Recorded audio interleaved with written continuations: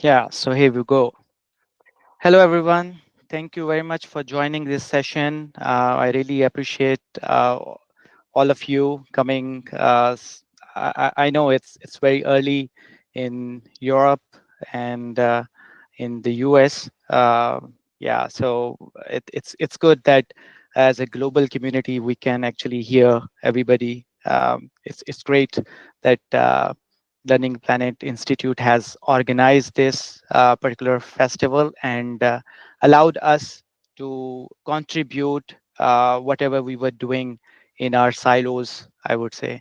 And this is an opportunity for every one of us that we can collaborate and create a synergy which can impact for the betterment of the whole world, I believe. And that is why I am here, you know.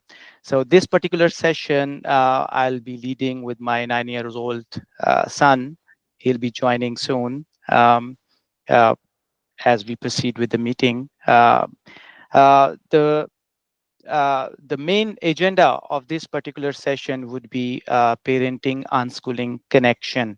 And in this session, I'll provide my own perspective from our experiences, what we learned from the unschooling, deschooling, homeschooling of our kids, you know. So first of all, I welcome you. Thank you so much again. And we are Project Unschooling. I'll just brief little about Project Unschooling.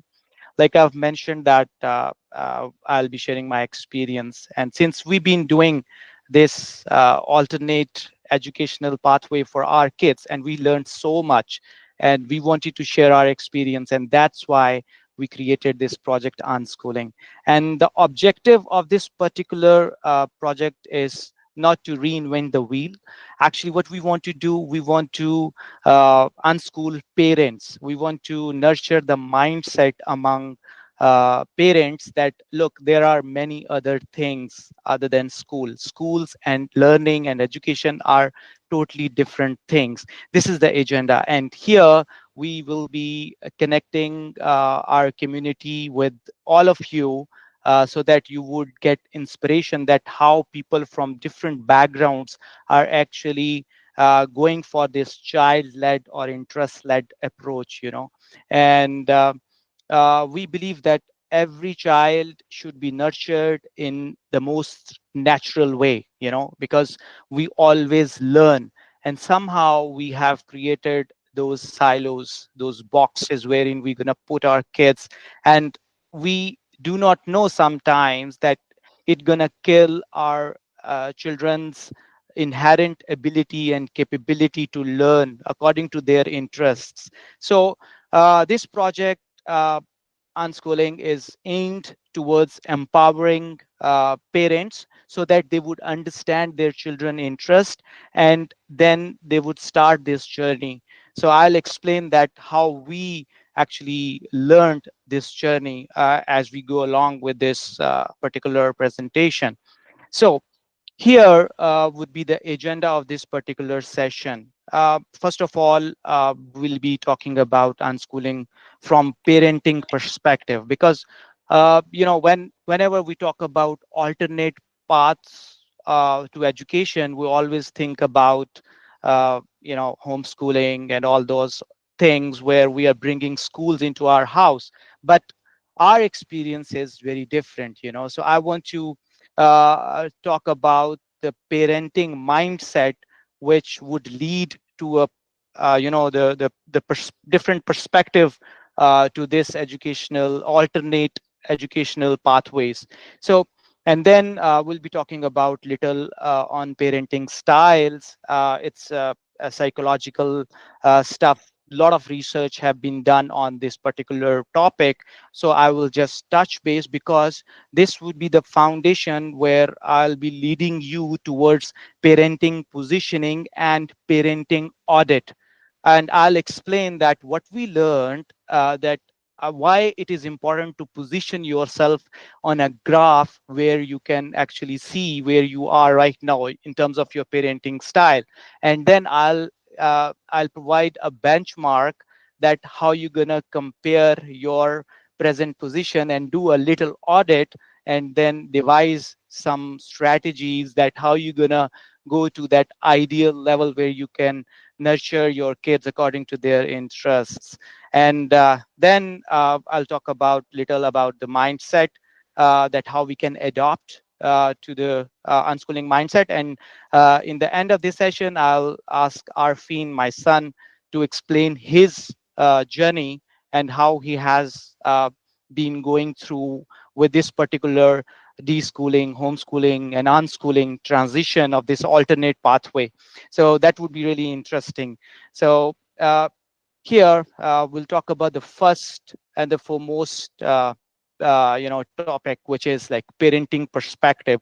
Most of us take this for granted, like we are parent, and then we have sometimes very limited perspective about our kids. Like we always think that our responsibility is to provide the best resources to our kids, for example sending them to the best school, providing them with the best equipment, IT resources, all those aspects. But we always, neglect this perspective that they need our attention, they need our company, and there is another aspect as well, like we miss a lot of initial years where we supposed to create some sort of bonding between our kids, and it will benefit us when we will grow old, when we would be in their, we will be thinking that they should support us, or they would be close to us, they would be taking care of us like we are caring, providing everything to them in their infancy or childhood or whatever.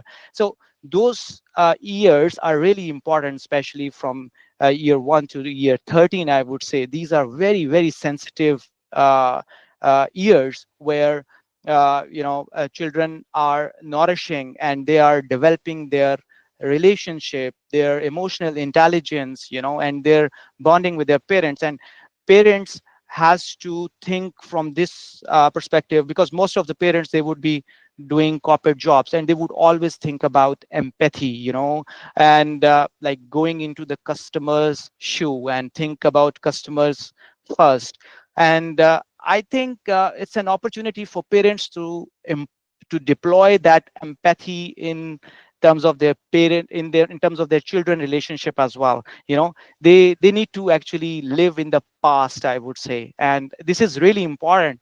And imagine that being a parent, if I would travel back in time when I was a kid, and what I would have thought right now, that my childhood would have been in an ideal phase if I would have get these aspects from my parent. So these are the things. And similarly have to travel into the future as well, so that they would understand that okay, what are the requirements for the future for our kids. And this is really important. Like AI is just disrupting everything, and when it comes to this technological disruption, there would be a directly proportional impact on our kids learning, education, their emotional intelligence, their everything. So we need to actually keep on rolling from our past to get that perspective and deploy it in the present, and then have to live in the future as well, so that we can really execute what we are trying to do. So this is a perspective which actually give you the ability to change the mindset, where you can think about alternate educational pathways, and think about the very, very important aspect that education and schools are totally two different things.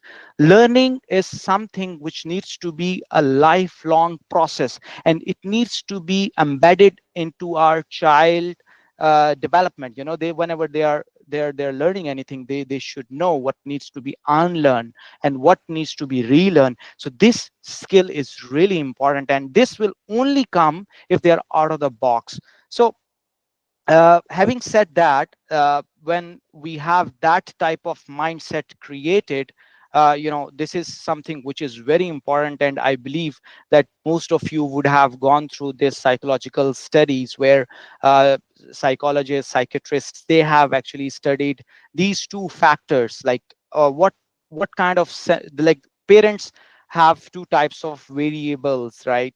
One is the responsiveness, which is the sensitivity to the children needs. So if sometimes parents are like, okay, whatever their children want, they would be so responsive, they would say, okay, have it. And sometimes uh, parents don't care. This is one aspect. And the second aspect is that sometimes we impose so much control on our children that it would change their behavior. And this is really important, that when we are imposing that much of control, we are actually somehow restricting the capability, the natural capability of a particular child. So when we talk about these two factors, there are actually four types of parenting styles which actually emerge out of this model. That if you would see here in this particular the quadrant where you have low sensitivity to the needs of the children, and you are actually imposing very less control. It is like the third degree, I would say. It's kind of neglecting everything. Okay, children, we brought the children into this world, and that's it. And we will say whatever they want to do, just go ahead and do it. We don't care. I mean, okay, everything is going. It's like a neglected sort of thing happening here. Because parents have their own problems, and they would spend their time only thinking about their own problems, and they would not give attention to their children. And then it comes to the quadrant where they would have like high responsiveness. Okay, my child is asking this much, it's okay. I mean, I did not get that, I have resources, so I will provide him. But out of control, like, I mean, there are the children are the parents sometimes think that our children have more knowledge than us, and let them explore their way without any rules, without any restrictions, without anything. And that is also somehow a very radical approach. It needs to be balanced. And then this is called the permissive style, where psychiatrists actually come up with this particular permissive style of parenting. And then there is another behavior where we're gonna put very high control. Like this is a traditional parenting, I would say, where everything set everything is going by the rules set by the parent, and children have to follow.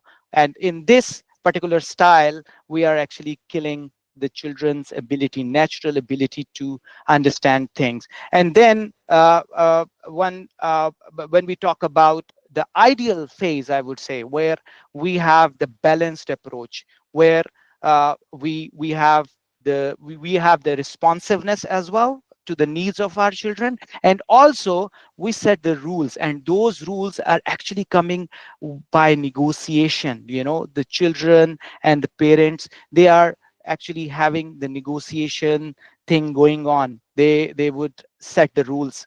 It's a mutual consent happening, and this is where I believe that parents, they would learn a lot from their children. And obviously children are in that phase of learning always. So I believe that these four quadrants are really important, and every one of us needs to do a bit of research about it. And then I would say that we will be having a benchmark. Like, okay, I'll come to the positioning. Why these quadrants are important? These quadrants are important because we need to position ourselves. And I want you to just do an assessment. I mean, this is an activity. After this session, I would want you to do a little activity where you would write down on a piece of paper, put a 5 minutes timer, and just think for a while. Okay, what my children would be telling to their grandchildren about my parenting style, what they would, how they would narrate myself when they would be talking to their grandchildren. This activity is really important. It will take you to a thinking mindset where you would be analyzing your existing parenting style, and it will create that drive where you can actually position yourself. And this and alongside that particular activity, I would recommend to think about these two beautiful concepts. Like, first thing is like the bonsai tree. I believe you must have heard about that, how the bonsai tree is nourished by the gardener. In the end of the day, parents are also like gardeners, and their children are like flowers or plants, and we also behave like that gardener. And sometimes we are so we create so much possessiveness, like our kids and everything. We make our child as a bonsai tree. And when it comes to that mindset, we are doing something. We are actually trying to create our what do you call replica or a photocopy. This is something. Why you are in this world? You are in this world to create a legacy. And if you gonna come up with the same photocopy like yourself, then you are like, uh, you're not creating a legacy. Yeah. So what I'm trying to say here is, your children are like wild flowers, and they need an environment like a wildflower have in the open environment. And gardener, what they would do, they would actually become facilitators. They just need to make sure that, okay, we need to make sure that the environment is great. It should be helping that wildflower to nourish. And this is something which is amazing. This is a benchmark, I would say, that we need to position ourselves, like whether we are trying to do the parenting like a gardener to a bonsai tree, or we are facilitating a wildflower. So this thing is really important. And then, like I said, like, this is a reflection activity. I mean, this is amazing. I've done it, and it has helped me a lot to get into that future where my children, they would be telling stories about me to their grandchildren. And this is something, humans are great about this. And when we talk about going into the past and traveling into the future, it's like a fraction of second for us, and our analytical capabilities sometimes, it's mind-boggling. And I want you guys to do this after this session. It's really important, and it will help you to find those areas where you can actually improve. And maybe you can take feedback from your children as well. And this is something which has helped us a lot when we were thinking about this alternate educational pathway. And this is not easy.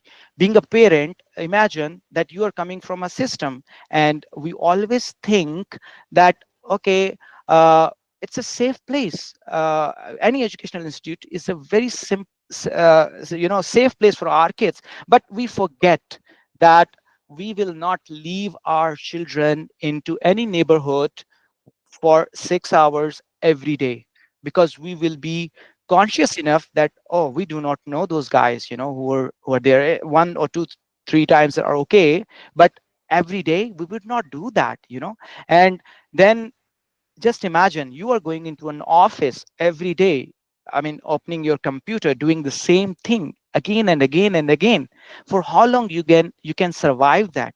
This is really important. And we are very mature people. Like, I mean, obviously we are grown-ups, and sometimes we get that headache. Okay, why I'm doing this? I need some challenging job. But when it comes to our children, we actually lack that empathy to understand that how it would look like that my child is going to the same classroom, same teacher, same class fellows, which would not be changing for the next 10 years almost. And we are happy. Okay, our children are doing socialization. Socialization would be great if they would be meeting with different groups. Like, in a week they would be joining different clubs, for example, like debate club, or public speaking session happening, or going for football club, or jiu-jitsu, or those type of activities. They would be meeting new friends. So this is really important to understand that the diversity will always come from the nature. If you put somebody inside a box, it's not socialization, it's not like the diversification, and the learning will also be very restricted and controlled, and it would impact in the end of the day, because we don't want our kids to be slaves in the future, because in the end of the day, robots gonna replace a lot of things. You are actually seeing what is happening in the AI world. And have you thought about that, what the world would be like in 2035, 2045? What is the future we are heading towards? And accordingly, we have to think that what are the right approaches which we should be nurturing in our kids, so that they can cope those challenges in the future. So this will only come when we actually transform ourselves, because we were doing unschooling, and a surprising fact, I tell you what we found out, that trust me, it's not about our children, it's about ourselves, it's about us. And I'm telling you that this is an opportunity for every parent out there who has a lot of issues with his thinking mindset, or depression and all those things. I think when you start thinking about your children, and when you consider yourself as a mentor or a facilitator or a mirror to your children, you will actually give them a very good picture. So this is really important, that being a parent, we have an opportunity to transform ourselves. And we did that when we were thinking about deschooling. We thought that this is not easy. We never did this before. There is no one in my family, in my friends network, who has done that. And we got inspired with a family out here who were telling us about their children going into different activities, and they are performing some innovative stuff, selling something at home, laminate bazaar they were creating, and then they were like selling all these small products. I mean, this was amazing, and we were really fascinated. And then we thought that, okay, it requires consistency. So how we will test ourselves as a parent, that how we'll reduce that depression. Like, okay, once we take that step, because we know there is no going back. And there would be a lot of social pressure coming, and how we will be dealing with that social pressure. So what we did, I had an opportunity here. I had some health condition. I was like obese. I was 100 kg. So I took that challenge. Okay, if I would be able to transform myself, then I can understand that, okay, I am already in that paradigm, uh, and I can do whatever I am saying. And I have reduced my weight around 25 kg.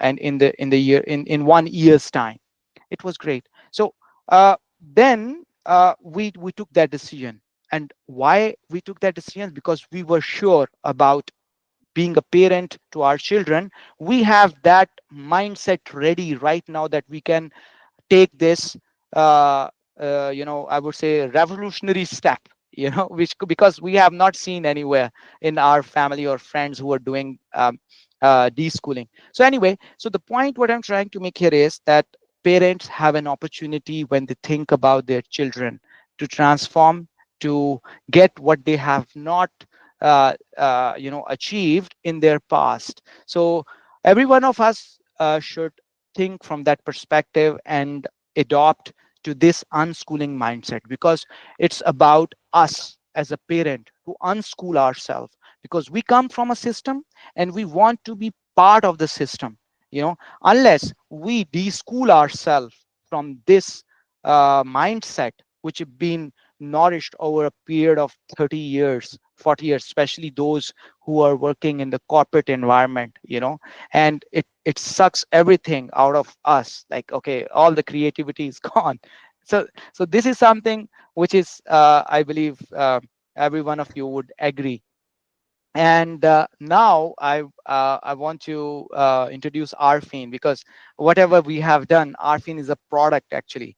And let's uh, go for Aarfeen's thoughts. Aarfeen? Okay, hello guys. Thank you very much for giving me this opportunity to speak on this event. I am really happy to speak on this Learning Planet event. And well, if you allow me, well, I would like to share with you guys how it started. Well, during COVID, my dad was working on a sustainability project and he was doing meetings every day and uh, I was actually hearing his meetings, and a thought just suddenly came into my mind while after listening to all those meetings. What is sustainability? So then I asked my dad, "What is sustainability?" And his answer was so inspiring that I literally want at that moment I literally wanted to become someone who could save the environment. And what was the word for that? A climate activist. So, first of all, I asked my dad if I could join his project, and he agreed. So, I became the chief knight of sustainability of his project. And after that, I started making I started making videos on Aarfeen.com, and well, I invented a new term. I invented a new term, climate behavior hacks. Climate behavior hacks are basically some small habits, some small sustainability habits that anyone could use to transform their life into a more sustainable life. Then after that, I created some 2 3 songs published, but in my opinion, this song, the Plastic Positive song, was the best. I will say some lyrics. I will. Okay, so plastic positive. Your blood will be plastic positive. If you use too much plastic, your blood will be plastic positive. Not A positive, not B positive, not O negative, plastic positive. Yeah, that was some lyrics. And then and very kind and elderly woman, Ellie Linden from Scotland. She actually watched my videos about climate behavior hacks, and well, she wrote a blog about me, and she asked my dad if I could talk with the primary kids in Stowe Primary School in Scotland. So my dad happily agreed. So it was a very interactive session. The students were asking some questions and I was answering them back. I was especially happy in this session because they actually participated in COP26 in Glasgow, and they were learning about sustainability. So I was really happy to talk to some persons who are learning about about sustainability. After that, um, an energy auditor, Paul Webb, he's from the UK. He he also saw my videos and he wanted to have a podcast with me. So I had a podcast with him, and he was asking me questions and everything, and I learned a lot. I mean, I learned how to become more confident. I started to feel more confident after speaking to him. I felt more confident. I felt that I could speak in front of 1,000 people. You know, and after the session, he offered to enroll me into his course, and I did one course, and I got the certificate of junior energy expert. And I created I modified this into, and it's based on this energy management crash course for kids. So I just modified the whatever was in the energy management, whatever was there in the course, and made it simpler for kids to understand. And nowadays, I am creating stories, fictional sustainability stories, and I'm inventing my own characters such as Dumpy the Dodo, Slow the Tortoise, and Simba the Cat. The purpose of these stories is to create a storybook for my generation to learn more about sustainability and how to save the environment. Next slide, please. So, in this topic, I'm going to tell about my transitioning journey from schooling to deschooling to homeschooling and to unschooling. So, while I was in school, um, my parents and I realized something. School and learning are two different things, and learning is better because it involves a lifelong process, while school is until, well, grade 11, grade to grade 12. So there, I withdrew from school, and my deschooling journey started there. So deschooling is all about unlearning the things that you had learned in school, and it's like an unlearning factory, you know. And then homeschooling. In homeschooling, I am learning new things.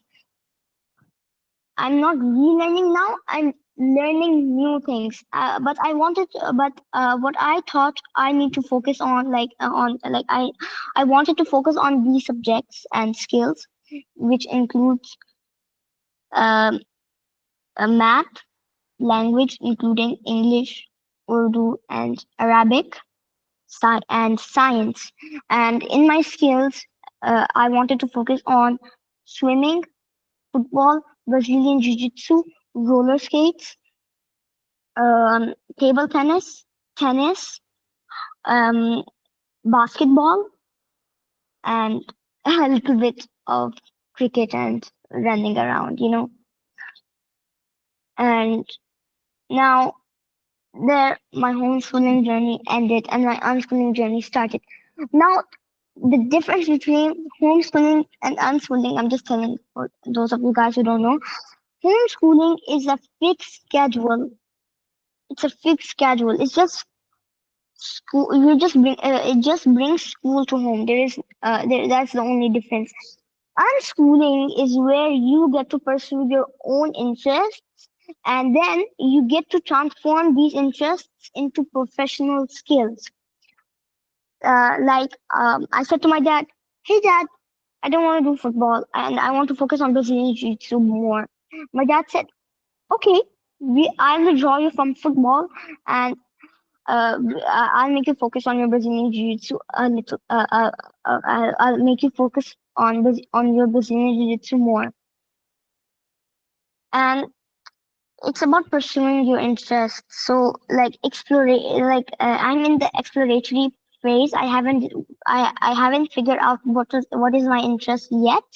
But for now, my interests are uh, BJJ, Brazilian Jiu-Jitsu, roller skates, and swimming. And now I'm going to tell a day in an unschool's life. So I wake up at 6:30. I I get fresh. I make ablution, and I set my bed. The reason of setting my bed is that because I feel that I'm starting my day in a very disciplined manner. Then I go to pray. So while I'm praying, after I pray, I feel like my mind is in peace. You know, I'm starting my day in a peaceful mind. And after that, I help my mom make breakfast. Sometimes, if we make some normal things like bread and egg, normal like. But sometimes we also make omelette and bread. But it's all I'm just helping my mom. And then after that, I have an Arabic session with my mentor. After the class, I go down. I go outside the house. I roam around with my mom and dad and my brother. my brother and my dad if he's available, and then we roam around. We see some cafes, and we sit there, enjoy some coffee and juice, and then we come back, and then I shower, and I have math session with my mentor. Right now, I'm learning advanced mathematics like algebra 2, algebra 3, geometry, ratios and proportions, and after that, I have English session with my mentor. Right now, I'm learning direct and indirect speech, and I'm about to move forward. After that, if I after that, sometimes we go to the library. If we have some friends, we go with them. We read some books. We enjoy and we explore at the library. We explore them, and then it's just all about exploring. And after that, um, after that, we come back. We eat something, and after that, I mean, I have all free time. Sometimes I use it to, I mean, if I have some work to do, I do it, or I play with my brother. And then sometimes at 5:30 or 5, I go down and play with my friends. I play with them basketball, sometimes table tennis, sometimes tag, sometimes freeze tag, uh, sometimes roller skates, and yeah. So and then I come back. It's evening, and just we sleep at 8. So now I want to tell my achievements and milestones. So my achievements and milestones are that I mean I've had a podcasting session with Stowe Primary School and Paul Webb, and I have I have learned swimming, the four strokes, backstroke, breaststroke, freestyle, yeah, three strokes, uh, and then I've learned Brazilian Jiu-Jitsu. I still do it. Sometimes I recently got my promotion, and like that, I have done roller skates. I'm on level 2 now, and that's it. So now I'm gonna tell how am I benefiting from my parents, or well, you can call them facilitators also. How am I benefiting from them? You know why? There's a close bonding. So like there's a close bonding. Like me and my dad, we have a very close bonding. Me and my mom, we have a very close bonding. Why? We grow up together. Why? We do things together. Why? We behave like best friends. We I don't sometimes I don't call dad. I don't call my dad. Hey, Baba. Sometimes I call him bro. Sometimes I call him best friend.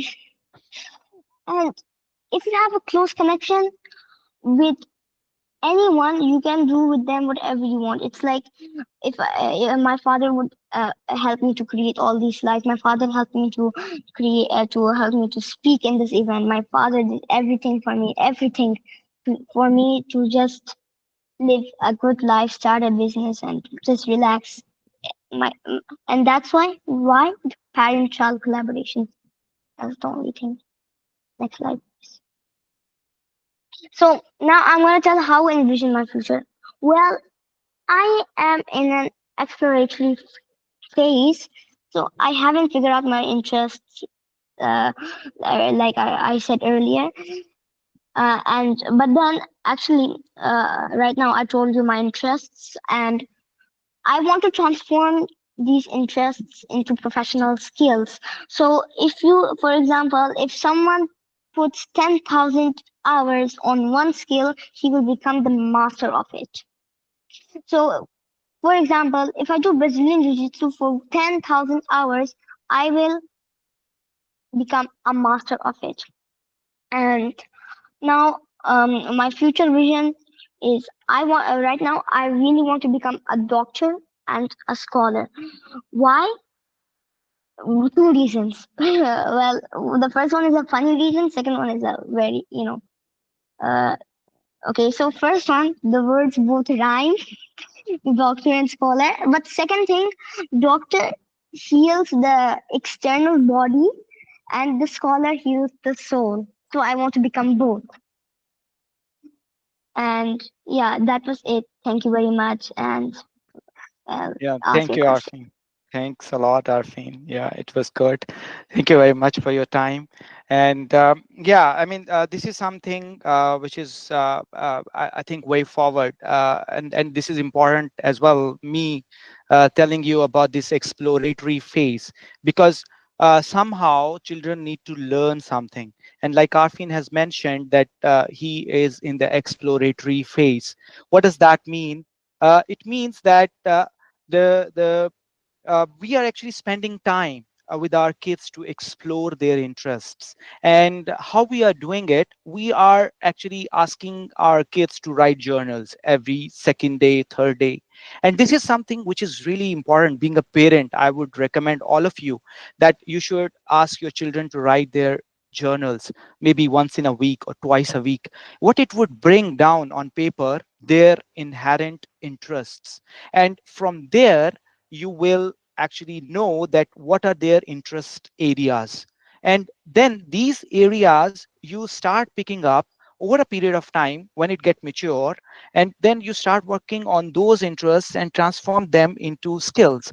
So we are actually trying uh, this particular curriculum, I would say, in our unschooling.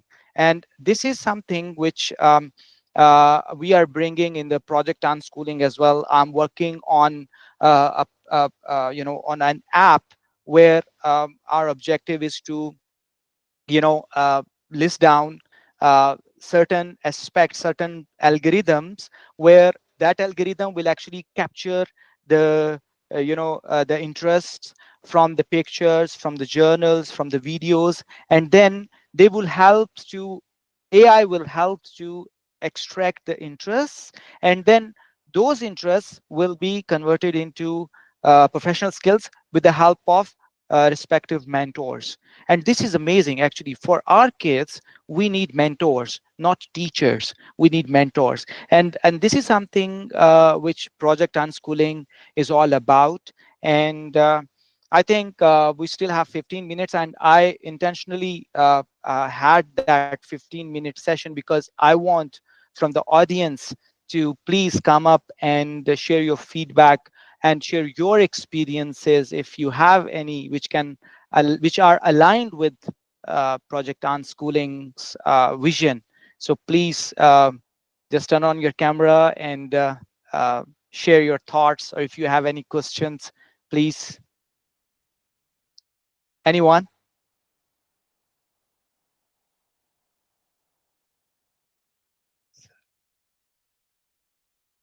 Hello.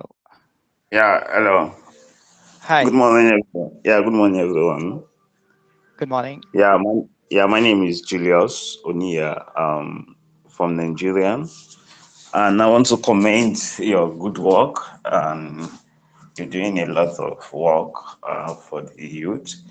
And we said youth are the future of tomorrow, and future is right now. So I must really commend catching them young, doing a great job. Yeah, I just want to share one of the two things I'm also doing, contributing to sustainability. I'm a teacher, I'm an author, so I have a network of youth within me. If there's anything parents don't play with children educations. And it's good you're able to differentiate between educations and learning. Yeah, sorry, schooling and learning. Yeah, you don't need to be in a school setting before you can learn. And if you look at most of our heroes, they don't go to school and they're able to achieve a lot. They use every time to learn and to educate themselves. Yeah, I have a project I'm presently doing. Uh, in my country, Nigeria, we have what we call exercise book.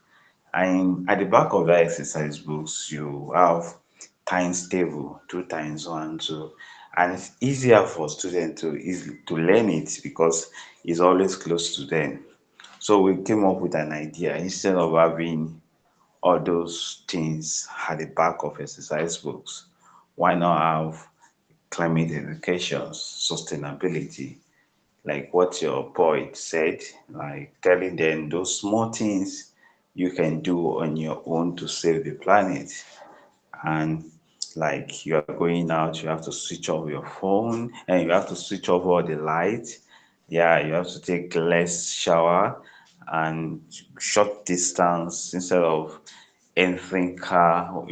Probably you are going out with your parents instead of entering car. That we can just walk by saving the planet. So giving them more. So once you buy or you get to bookshop to get a book, one way or the other, you have a story and a book to read. Yeah, and we have a couple of projects too we're doing. So yeah, I would like to stop now because of the time. So once again, I want to commend you for the great job you're doing for the children. Thank you. Thank you very much. Thank you very much, Anya. Thank you very much. Really appreciate your words. Anyone who wants to share anything? Yeah, hi, hi everybody. My name is Rizwan. I just wanted to say something. When you are doing, I have a kid of my own. He's 2 years old, and when I see him, he picks up for me everything I'm doing or my wife is doing. He wants to be part of it. So when it comes to exploring, I think as parents we should be able to participate in those activities first before we go into teaching someone else. So see that you guys are doing that. That's very nice. And Arfin, mashallah, your confidence is off the charts. Keep continuing what you're doing. And inshallah, I really liked your vision, what you want to do in life. I think you're pretty clear about that. And I wish you all the success.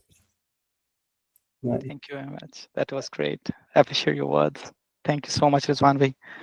Thank you. Anyone?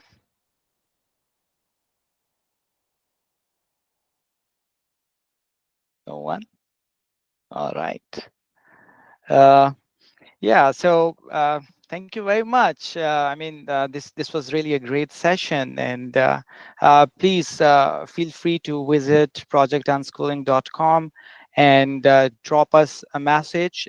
Anything what you want to tell us, your feedback, and we are open to have you on our YouTube podcast as well. It would be great that if you would be sharing your experiences with us, or if you can advise us, because Project Unschooling is an open source support platform for parents. Will not be charging any advice fee or anything. Like, we are open to share whatever learning we have done, whatever we are doing with our kids, because we consider that every child needs to be nurtured in the same way like our children are growing. We don't differentiate between our kids and other kids. Every child is like our child. This is uh, our mentality. Like, being a parent, you have that empathy, you have that inside, something inside in you, that you consider that coming generation will take up your legacy. Whatever good work you are doing, they will actually take it to the next level. And we believe in the teamwork. And and thank you so much. Thanks a lot. Still, we have time. If anyone wants to say something, please open your mic and say something. Otherwise, we'll end up this session, and the recording session will be available on our YouTube channel. Yeah, you can go in there, and you can share it with your friends as well. Thank you. Thank you very much. So I'll end the session here. Assalamu alaikum.